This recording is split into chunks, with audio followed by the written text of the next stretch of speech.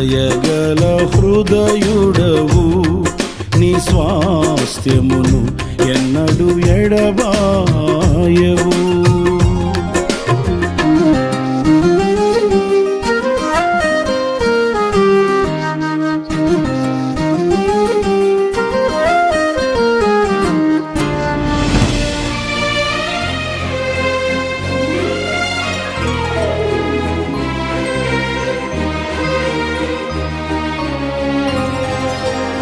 పరిశుద్ధుడా, నీ దివ్య యోచనలే నాకు ఎంతో ఉత్తమము.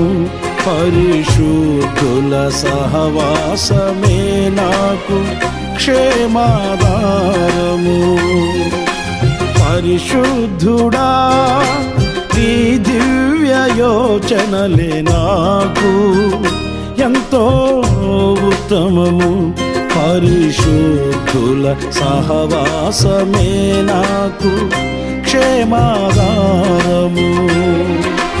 విశ్వాసమందు నిలకడగా, నీ రాకడ వరకు మెలకువగా, విసుగక నిత్యము ప్రార్థింతును నిన్ను నిశ్చలమైన నిరీక్షణతో.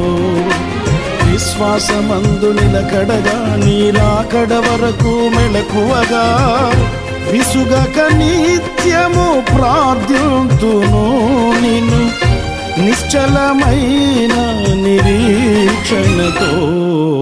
దయగల హృదయుడవు, నీ స్వాస్థ్యమును ఎన్నడు ఎడబాయవు.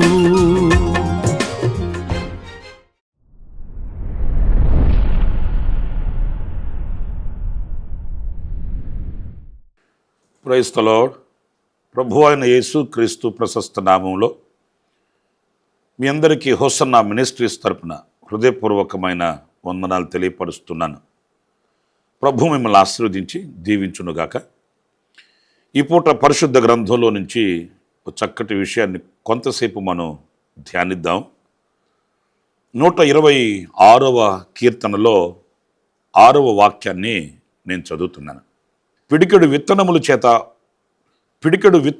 చేత పట్టుకొని ఏడ్చుచూ పోవు విత్తువాడు సంతోషగానము చేయుచు పనులు మోసుకొని వచ్చును. ప్రియులారా, చూడండి, ఇక్కడ ఒక విత్తడి వ్యవసాయకుని ప్రత్యక్షపరిచి మాట్లాడుతున్న మాటలు. ఇందులో మనం నేర్చుకోవలసింది శ్రేష్టమైన మాట ఏంటంటే, విత్తే ఈ వ్యవసాయకుడు పంట కోసే అంత విత్తడు, పిడికెడు విత్తుతాడు. ఈ విత్తిన ఈ పిడికెడు ఈ కొంచెము విస్తారమైన పంటను అనుగ్రహిస్తుంది అనేది కదా ఈ వాక్యంలో మనం గ్రహించవలసింది. అంటే విస్తారమైన పంట మనం కోయడానికి మన దగ్గర ఆ పిడికెడు అంటే ఆ కొంచెమే ఉంటే చాలు. మనం ఏదో ఎక్కువగా ఊహించవలసిన అవసరం లేదు. అంత ఉండాలి, ఇంత ఉండాలి, అది ఉండాలి, ఇంత లేకపోతే ఎలా, అంత లేకపోతే ఎలా, ఇంత లేకపోతే ఎలా జరుగుతుంది, అంత లేకపోతే ఎలా సఫలం అవుతుంది, ఇలాంటి అర్థం లేని ఆలోచనలు మనల్ని కృంగదీస్తుంటాయి. కానీ దేవుని వాక్యం ఏమంటుందంటే, విస్తారమైన పంట మనం చేత పట్టుకోవడానికి పిడికెడు ఆ కొంచెమే చాలు. విశ్వసించగలిగితే, ఆధారపడగలిగితే, నమ్మిక ఉంచగలిగితే ఆ కొంచెమే విస్తారమైన పంటనిస్తుంది అనేది మనం గ్రహించాలి. మీకు ఉదాహరణకి ఒక 2-3 వాక్యాలు నేను మీ ఎదుట పెడతాను. మీ అందరికి బాగా తెలిసినవే అయినప్పటికీ సందర్భానుసారంగా.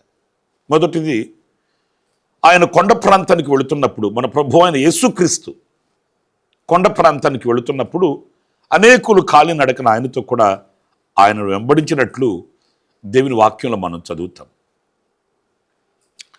ఇక ఆయన బోధిస్తూ ఉన్నప్పుడు వాళ్ళు అలాగే ఉండిపోయారు. ఆయన మాటలు వింటూ, ఆయన మాటల మకరంధము చేత సంతృప్తి నందుతూ అలా ఉండిపోయారు. అంతలో శిష్యులు వచ్చారు. అయ్యా, వీళ్ళని పంపివేస్తే వీరు ఊర్లోకి వెళ్ళి ఆహారం కొనుక్కొని తింటారు, మరి ఇలాగే ఉండిపోతే ఎలాగా అన్నప్పుడు ఆయన అన్నాడు, వాళ్ళు వెళ్ళాల్సిన అవసరం లేదు, మీరే వారికి ఆహారం పెట్టండి అన్నాడు. ఇది కొంచెం భారమైనది, ఆలోచించవలసింది. ఇక్కడ కొంచెం ఆధ్యాత్మికమైన లోతుల్లోనికి మనం వెళ్ళవలసింది. ఎందుకంటే వాళ్ళు తక్కువ మంది ఏమి కాదు. స్త్రీలు పిల్లల్ని ప్రక్కన పెడితే పురుషులే ఇంచుమించు 5,000 మంది.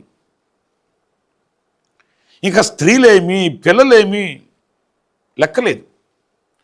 మరి అలాంటప్పుడు అంతమందికి వారికి ఆహారం పెట్టాలంటే ఇది సాధ్యమయ్యే పని కాదు అనేది ఆనాడు శిష్యులకు తెలుసు, ఈనాడు మనకు కూడా తెలుసు. ఒక 10 మంది అన్ఎక్స్పెక్టెడ్గా మన ఇంటికి వస్తే వాళ్ళకి ఏదైనా వడ్డించడానికి ఎంత కష్టపడతాం అనేది మనకు తెలుసు. మరి ఇన్ని వసతులు ఉన్న మనకి ఇప్పుడే అంత కష్టమైతే ఏ వసతి లేని, వనరులు లేని ఆనాడు వాళ్ళు ఎంత ఆశ్చర్యంగా ఆ మాట వినుంటారు, మీరే వారికి ఆహారం పెట్టండి అన్నప్పుడు. సరే, ఆఖరికి తేలింది ఏంటి? 5 రొట్టెలు 2 చిన్ని చేపలు ఏదో దొరికాయి, చిన్న పిల్లవాడి దగ్గర ఉన్నాయని తెలిసింది. ఉన్న జనసంఖ్య ఎంత, వారి చేతికి వచ్చిన ఆహారం ఎంత? ఇదే కదండి. ఆ రెండింటికి పోల్చుకోవడానికి కుదరదు కదా. ఈ 5 రొట్టెలు ఈ 2 చిన్ని చేపలతో ఏం చేయాలి, ఎవరికి ఇవ్వాలి, దీనివల్ల ఏ ప్రయోజనం లేదు కదా అనేది మన ధోరణి. కానీ వాక్యంలో మనం చదివితే ఆ ఉన్న వాటిల్నే ప్రభు చేతికి తీసుకొని కృతజ్ఞత స్తుతి చెల్లించి విరిచి వాళ్ళని పంక్తులుగా కూర్చోమని చెప్పి వాళ్ళకు వడ్డించమని చెప్పిన ఘన చరిత్ర పరిశుద్ధ గ్రంథంలో మనం చదువుతుంటాము. మరి ఈరోజు మన చేతిలో ఉన్న దాన్ని మనం విశ్వసించలేకపోవడం ఏంటి? నేను మీకు చెప్పిన ఈ చరిత్ర మత్తయి సువార్త 14వ అధ్యాయం 14వ వాక్యం దగ్గర నుంచి నేను ఒకసారి చదువుతాను, వినండి. ఆయన వచ్చి ఆ జనసమూహమును చూచి వారి మీద కనికరపడి వారిలో రోగులైన వారిని స్వస్థపరిచెను. సాయంకాలం అయినప్పుడు శిష్యులు ఆయన ఎద్దుకు వచ్చి, ఇది అరణ్య ప్రదేశము, ఇప్పటికే పొద్దుపోయెను. ఈ జనులు గ్రామములోనికి వెళ్ళి భోజన పదార్థములు కొనుక్కొనుటకై వారిని పంపివేయమని చెప్పిరి. యేసు, వారు వెళ్ళనక్కర్లేదు, మీరే వారికి భోజనము పెట్టుడని వారితో చెప్పగా, వారు, ఇక్కడ మన యొద్ద 5 రొట్టెలను 2 చేపలను తప్ప మరి ఏమీ లేదని ఆయనతో చెప్పిరి. అందుకు ఆయన వాటిని నా యొద్దకు తీసుకుని రండని చెప్పి పచ్చిక మీద కూర్చుండుడని జనులకు ఆజ్ఞాపించి ఆ 5 రొట్టెలు 2 చేపలను పట్టుకొని ఆకాశం వైపు కన్నులెత్తి ఆశీర్వదించి ఆ రొట్టెలు విరిచి శిష్యులకు ఇచ్చెను. శిష్యులు జనులకు వడ్డించిరి. వారందరూ తిని తృప్తి పొందిన తర్వాత మిగిలిన ముక్కలు 12 గంపల నిండా ఎత్తిరి. స్త్రీలను పిల్లలను కాక తినిన వారు ఇంచుమించు 5,000 మంది పురుషులు. పురుషులారా, చూడండి, ఈ వాక్యంలో ఒక ఆశ్చర్యమే మనకు కనిపిస్తుంది. ఆయన చేత ఉన్నది కొంచెమే, కానీ వారందరూ తిని తృప్తి పొందగా 12 గంపలు మిగిలే ఒక ఆశ్చర్యమైన అద్భుతం కదా. మన ఈనాడు ఆ అద్భుతాలు చేయగలిగిన దేవుడే మనతో ఉన్నాడు కదా. కనుక మనం ఏదో దేవుడు మనకిచ్చింది కాకుండా, దేవుని మూలముగా మనకు కలిగింది కాకుండా, మరి ఏదో మనం ఆశించి కృంగిపోవడం కాదు, మరి దేని మీదో మన మనసును పెట్టుకొని అధైర్యపడిపోవడం కాదు, ఏదో ఉండాలి, రావాలి, తేవాలి అన్నట్లుగా ప్రయాసపడడం, ప్రయత్నం చేయడం కాదు. దేవుడు మనకిచ్చిన దానితో, దేవుడు మన చేత ఉంచిన దానితో అద్భుతం చూడగలం, విస్తారమైన పంటను మనం అనుభవించగలము. ఆ కొంచెమే చాలు అనే విషయాన్ని ఇక్కడ మనం నేర్చుకోవాలి. కొంతమందికి ఉన్నదానిని గుర్తించలేరు, లేని దాని కొరకు ఆరాటపడుతుంటారండి. ఉన్నదానిని ఉపయోగించుకోలేరు, లేని దాని కొరకై కృంగిపోతుంటారు. మొదట మనం లేని దానిని కాదు ఆలోచించాల్సింది, ఉన్నదానిని ఏం చేయాలి, ఉన్నదానితో ఎలా మనం దీవెనకరంగా ముందుకు వెళ్ళాలి, ఎలా మనం దైవ కృపకు పాత్రలు కావాలి, ఎలా ఆ దైవ ఆశీర్వాదాన్ని అనుభవిస్తూ మనం క్షేమస్థితికి రావాలి అనేది మనం గుర్తించవలసిన ఆవశ్యకత ఎంతైనా కూడా ఉంటుంది. మీకు మరొక విషయాన్ని కూడా నేను జ్ఞాపకం చేస్తాను. ప్రవక్త శిష్యులలో ఒక ప్రవక్త యొక్క భార్య ప్రవక్త దగ్గర కూర్చోలా చెప్తుంది, అయ్యా నా భర్త చనిపోయాడు, అతను మీ శిష్యుడే, అతడు అనేకమైన అప్పులు చేసి చనిపోయాడు, ఇప్పుడు అప్పులు వారు వచ్చి నా 2 పిల్లలను తీసుకుని వెళ్ళిపోవాలని అంటున్నారు, దిక్కు తోచని పరిస్థితుల్లో నేనున్నాను, నాకు ఏదైనా సహాయం చేయమని ఆమె ప్రవక్త దగ్గరికి వచ్చింది, ప్రవక్త అయిన ఎలీషా దగ్గరికి. ఈ చరిత్ర మీ అందరికీ బాగా తెలిసిన చరిత్రే. ఈ సందర్భానుసారంగా మనం ఆలోచిస్తే ప్రవక్త ఓ చక్కటి మాట అడిగాడండి. జరిగింది, అప్పులు పాలైపోయాను, తిప్పలు పడుతున్నాను, ఇలాంటి సంక్షోభంలో ఇవి కాదు ఇప్పుడు కావాల్సింది, నీ దగ్గర ఏముంది? లేని దాని గురించి ఆలోచించి ఓ కన్నీళ్లు కార్చి కుమిలిపోవడం ఎందుకు? ఇప్పుడు నేను ఏం చేయగలను, ఏం చెయ్యాలి, ఏముంది? అప్పుడు ఆమె చాలా స్పష్టంగా చెప్పింది, నా ఇంట కొంచెం నూనె తప్ప ఏమీ లేదు, ఏదైనా ఉంటే మరలా మీ దగ్గరికి ఎందుకు వస్తాను? ఏదైనా ఆధారం ఉంటే నేను మరలా మీ దగ్గరకు వచ్చి విన్నపించుకోవాల్సిన అవసరం లేదు కదా, ఏమీ లేకే కదా. అప్పుడు ఆయన అన్నాడు, సరే ఉన్నది ఆ కొంచెం నూనె కదా, ఇంటికి వెళ్ళి మీ ఇరుగు పొరుగు వాళ్ళ దగ్గర పాత్రలు తీసుకొని నీ ఇంట పెట్టుకొని నీవు నీ పిల్లల ఇంట్లోకి వెళ్ళి ఆ కొంచెం నూనెను ఆ పాత్రలో నింపండి. ఆమె అలాగే చేసి, ఇక్కడ మరొక విషయం కూడా నేను మీతో చెప్పాలి. ఈ ఆలోచన చెప్పినప్పుడు ఆమె సందేహించలేదండి. ఉన్నది కొంచెం నూనె, ఎన్ని పాత్రల్లో నింపితే ఆ నూనె వస్తుంది, ఈయన చెప్పే మాట ఏంటి, నా సమస్య ఏంటి, అసలు నా సమస్యకు ఈయన చెప్పిన ఆలోచనకి సంబంధం ఉందా, ఎట్లాంటి ఆలోచనలు ఏమీ ఆలోచించలేదండి, విశ్వసించింది. దైవజనుడు ఈ మాట చెప్పాడంటే ఇందులో ఏదో ఆశీర్వాదం దాచబడి ఉంటుంది, ఆయన చెప్పింది నేను చెయ్యాలి అని విధేయురాలయ్యింది. వెంటనే ఆయన ఏం చెప్పాడో అలాగే ఆమె చేసింది. ఇంటి దగ్గరికి వెళ్ళింది, చుట్టుప్రక్కల వాళ్ళ పాత్రలన్నీ తీసుకొని వచ్చి ఇంట్లో పేర్చింది. ఆ పేర్చిన పాత్రలన్నీ కూడా నూనెతో నింపితే ఆ పాత్రలన్నీ నిండిపోయేంత నూనె విస్తరించింది. ఇంకా తన పిల్లలు చెప్తుంది, ఇంకా పాత్రలు తెమ్మంటే ఇక లేవు, పాత్రలు లేవు. అప్పుడు ఆ నూనె ఆగిపోయిందంట. ప్రవక్త చెప్పాడు, ఆ నూనె అమ్ముకొని నీ అప్పులు కట్టుకొని క్షేమంగా బ్రతకమన్నాడు. ఉన్నది కొంచెం నూనె, ఆ కొంచెమే కదా విస్తరించబడింది, ఆ కొంచెమే కదా దేవుడు ఆశీర్వదించింది. విస్తారమైన పంటకి కారణం పిడికిడి విత్తనాలే కదా. ఆ కొంచెంని మనం ఆశీర్వాదకరంగా మలుచుకునే దైవ ఆలోచనను మనం తీసుకోగలిగితే చాలండి. మరి ముఖ్యంగా చదువుకునే పిల్లలు, యవనస్తులైన బిడ్డలు, నేను చదువుకున్నాను సరైన ఉద్యోగం లేదు, చదువుకున్నాను సరైన ఆధారం లేదు, చదువుకున్నాను సరైన ఉపాధి లేదు, ఇలాగెన్నో ఆటంకాలు చెప్పుకుంటుంటారు. అలా ఆటంకాలు వచ్చాయని చెప్పి అలాగే ఆరిపోవడం, నిలిచిపోవడం, నిష్ప్రయోజనంగా బ్రతకడం కాదు. దేవుడు ఏమి ఆలోచన ఇచ్చి దేనిని మన చేతికి ఇచ్చున్నాడో దాన్ని ఉపయోగించుకొని మెట్టు మెట్టు మనం ఎదగాలి, వర్ధిల్లాలి. మరి కొంచెమే నూనె అన్నప్పుడు ఆ కొంచెం నూనె ఉపయోగించుకొని ఎంత విస్తారమైన దీవెనకు పాత్రురాలయ్యిందో ఆలోచించాలి కదా. ఆమె అక్కర తీర్చబడింది, అవసరం తీర్చబడింది, ఆశీర్వాదకరంగా బ్రతకడం దేవుడు ఆమెకు అనుగ్రహించాడు. ఈ రోజున నా ప్రియమైన సహోదరులరా, కొంచెమే ఆ పిడికెడు విత్తనాలు అనే ఆ కొంచెం ఎంత శ్రేష్టమైన దీవెనకు మనం తీసుకుని వెళుతుంది అనేది మనం గుర్తించాలి. ఇంకొక చిన్న విషయం నేను ఆఖరి 3వ విషయం కూడా చెప్తాను. ఇశ్రాయేలు యాత్రలో మనకు బాగా చాలాసార్లు తలపోసుకునే సందర్భం ఏంటంటే ఎర్ర సముద్రం దగ్గర. ఈ ఎర్ర సముద్రం ఎదురైనప్పుడు కృంగిపోయారండి ఇశ్రాయేలీలు. అయిపోయింది ఇక మన చరిత్ర, ఇక బ్రతికి బట్టగట్టి అద్దరికెళ్ళే మార్గం లేదు. ఎందుకంటే ఎదురైంది సముద్రం, ఏదో శత్రు సమూహాలు లేకపోతే ఏదో చిన్న సమస్య కాదు, మానవునికి అతీతమైనది, అసాధ్యమైనది ఎదురైన సమస్య.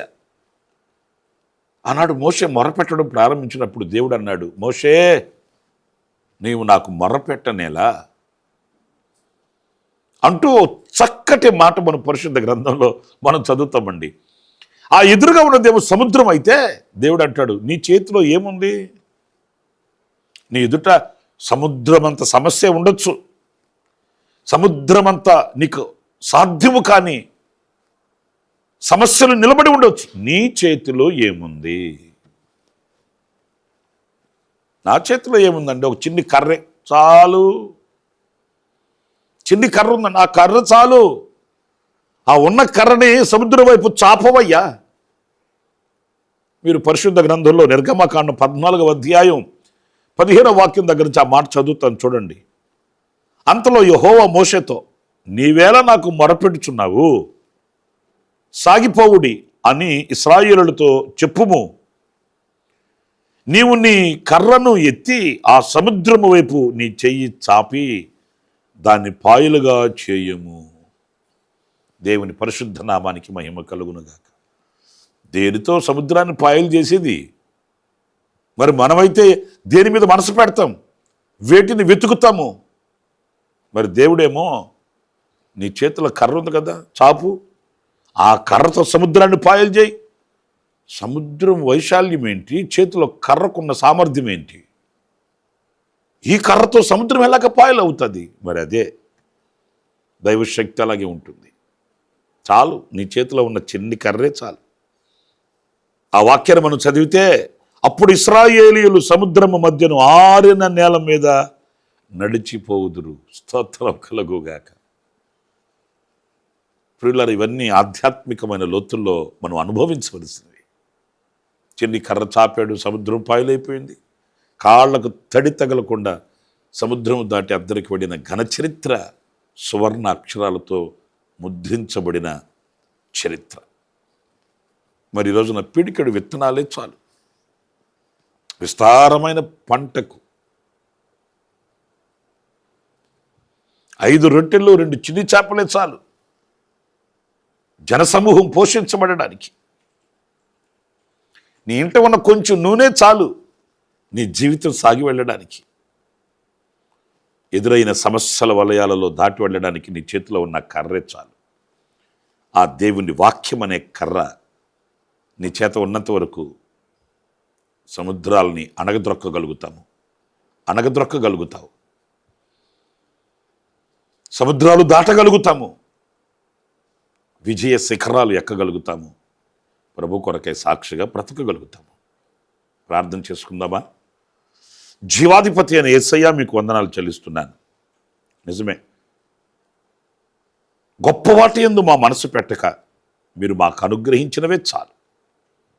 వాటి చేత ఘన విజయంతో, గొప్ప ప్రతిఫలంతో మేము ముందుకు సాగడానికి కృపను అనుగ్రహించి, మీ మీద ఆనుకోవడానికి, ఆధారపడడానికి నేర్పించి, మమ్మల్ని దీవించి మా వెన్నుతట్టి నడిపించమని యేసు నామములో ప్రార్థించి వేడుకొనుచున్నాను తండ్రి. ఆమేన్. ఆమేన్. ప్రభు మిమ్మల్ని ఆశీర్వదించి దీవించుగాక. విశేషమైన కృప నా దేవుడు సమృద్ధిగా మీకు అనుగ్రహించుగాక. ఆమేన్. ప్రతిదినము ఈ అనుదిన కృపాను సందేశముల కొరకు, ఇంకా మరిన్ని ఆత్మ సంబంధమైన సందేశాల కొరకు ఈ మా యూట్యూబ్ ఛానల్ ను సబ్స్క్రైబ్ చేసుకోండి. Pastor Ramesh hosanna ministries.